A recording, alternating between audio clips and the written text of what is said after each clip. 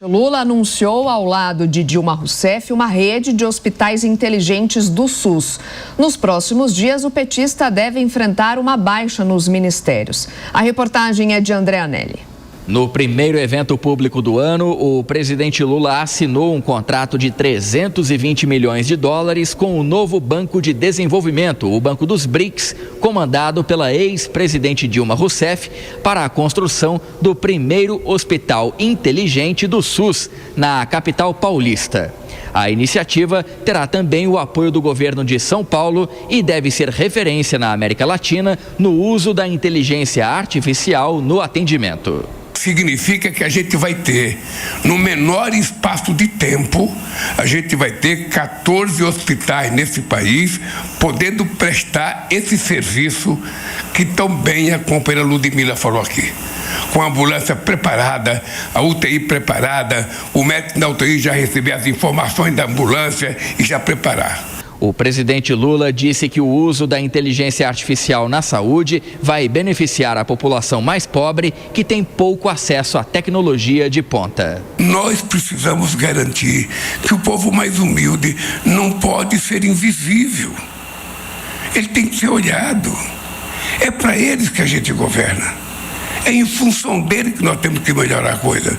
Porque quem tem dinheiro, quando tem uma dúvida, pega um avião, vai para qualquer lugar do mundo.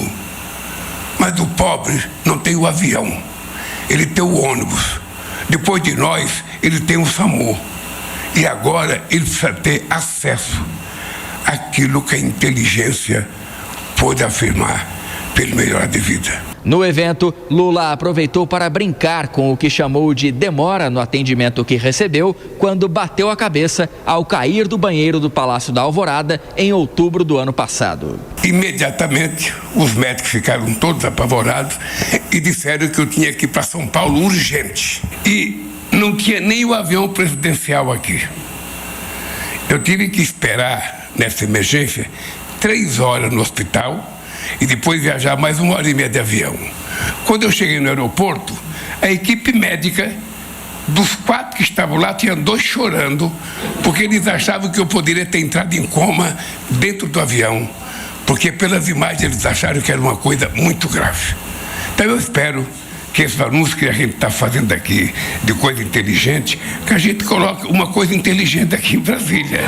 O bom humor precede dias de tensão e negociações intensas envolvendo mudanças no gabinete. São pelo menos 20 ministros que devem deixar os cargos das quase 40 pastas do atual governo. O principal destaque é para Fernando Haddad, da Fazenda, que já afirmou a vontade de coordenar a campanha de reeleição do presidente Lula e formular o plano de governo do eventual novo mandato. Segundo Haddad, essas atribuições são incompatíveis com a permanência na equipe econômica, negando também a possibilidade de deixar o cargo para se tornar candidato. Outro destaque de saída de ministério é de Ricardo Lewandowski, da Justiça e Segurança Pública.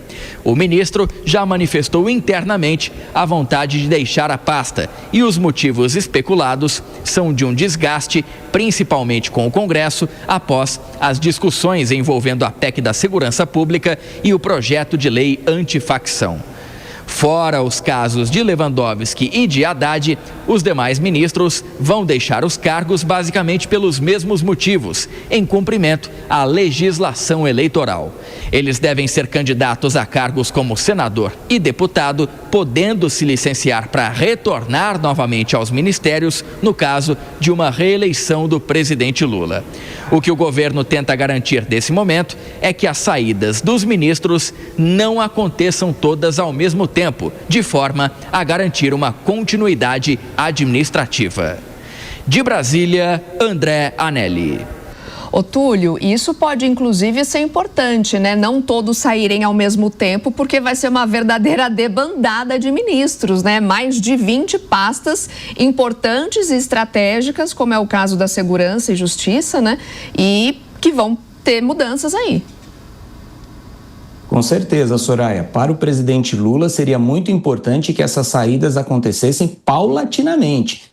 Mas como diria Clarice Lispector, o óbvio é a verdade mais difícil de se enxergar. Qual é o óbvio nessa situação? É que o governo federal tem uma enorme dificuldade de articulação com o Congresso Nacional. E o Congresso Nacional irá analisar pautas importantíssimas, fundamentais e muito desgastantes para o governo federal em 2026. Olha só, na segurança pública nós temos a PEC da segurança pública, em que já houve um começo terrível e muito desgastante para o ministro Lewandowski. Em 2026 vai ser o tema das eleições, então isso só causará mais desgaste ao ministro. De outro lado, o Fernando Haddad, se quiser ser candidato, tem que sair o quanto antes, porque Brasília está efervescendo nas pautas econômicas também. O governo precisa cada vez mais de aumentar imposto, e o Congresso já disse que não quer aumento de imposto. Por essas e por outras, a política realmente é a arte do possível. Deise Cioccarini, como é que você vê essa dança das cadeiras, como a nossa reportagem chamou? São pelo menos 20 ministros que devem ser trocados. Está certo que tem muito ministério, mas também é muita gente saindo. E por outro lado, a gente fala, é o último ano do governo Lula antes da eleição. Pode ser reeleito ou não. E às vezes pode passar uma sensação de que é meio que um prêmio de consolação para quem conseguir um ministério a essa altura do campeonato. Mas é importante, porque você tem pelo menos um ano de trabalho à frente e imagino que parte dos partidos também ficam de olho nisso, não, Deise? Exato. Nonato, o que a gente vai ver agora, e eu acho que isso é uma pena, porque a gente tem essa questão da reeleição no Brasil, que eu acredito que seja um ponto que a gente tem que discutir ainda, mas tanto os parlamentares quanto os ministros estão pensando somente na reeleição. Isso acaba prejudicando o funcionamento do país. Por quê? Porque nesse ano o que a gente não vai ver no Brasil é gestão. A gente não vai ver os ministérios funcionando porque todos eles estão pensando justamente em se reeleger. Então, acaba sendo um grande problema. O presidente Lula ainda tem um outro xadrez para resolver, porque algumas pastas essenciais ele vai ter que negociar com o Centrão. E desde o início desse Lula 3, as pastas mais emblemáticas, mais fortes do Ministério, ele deixou sempre com o núcleo duro do PT.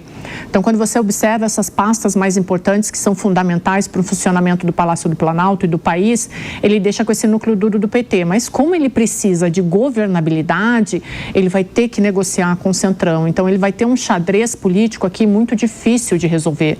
Mas eu acredito que, para além de tudo isso, o ponto nevrálgico dessa história toda é justamente a incapacidade de se possibilitar uma gestão no quarto ano. Chega quarto ano de mandato presidencial, ninguém mais fala em governar o país, somente em se reeleger. E aí 20 ministros saindo, olha a paralisia que vai acontecer no país nesse ano.